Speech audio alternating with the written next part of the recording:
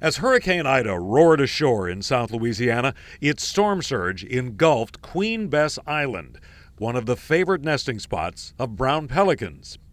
Grand Isle, so badly wounded, sits just a few miles off in the distance. Biologists like John Weeb could easily have feared the worst. I didn't really fully comprehend what it was going to be. I'm looking at the television, I'm seeing the magnitude of this storm and just not really having any comprehension of what that little tiny island is going to be going through at that point. A couple months later, from the air, the island appears okay, some ponding here and there, but mostly intact. But only an on-the-ground inspection will tell for certain.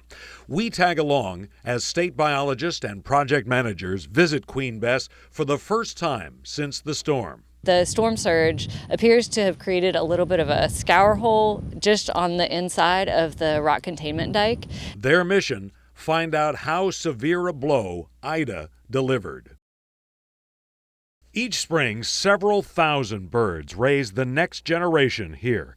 The island was already eroding and sinking when, at the height of nesting season, the 2010 Gulf oil spill coated the pelicans in crude. Settlement money paid for a project to turn 5 remaining acres into 36. This was the first of the bird islands to be restored with BP dollars, $18.7 million. So it was always going to be closely watched to see how the island stood up to the very first significant storm. Katie Freer and Todd Baker, the project managers during the restoration, find some pleasant surprises.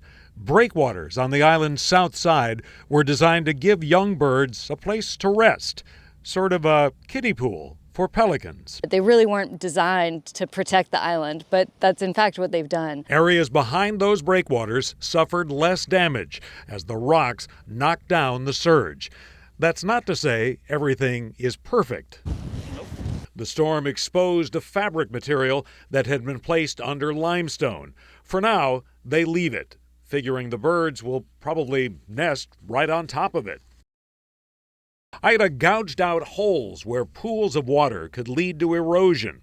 They'll dig a trench or something to reconnect depressions with the edge of the island. We definitely don't want to have too much standing water that doesn't drain or have any tidal exchange. Mangrove bushes, the preferred real estate of brown pelicans, took a beating from wind and waves, and now They're getting eaten on. Insects. The first eggs, the first birds are right here behind us on these black mangrove bushes. You'll notice now that they look a whole lot different than they did in the spring. Some of the plants will die. The state might need to replant, but there are already signs of optimism.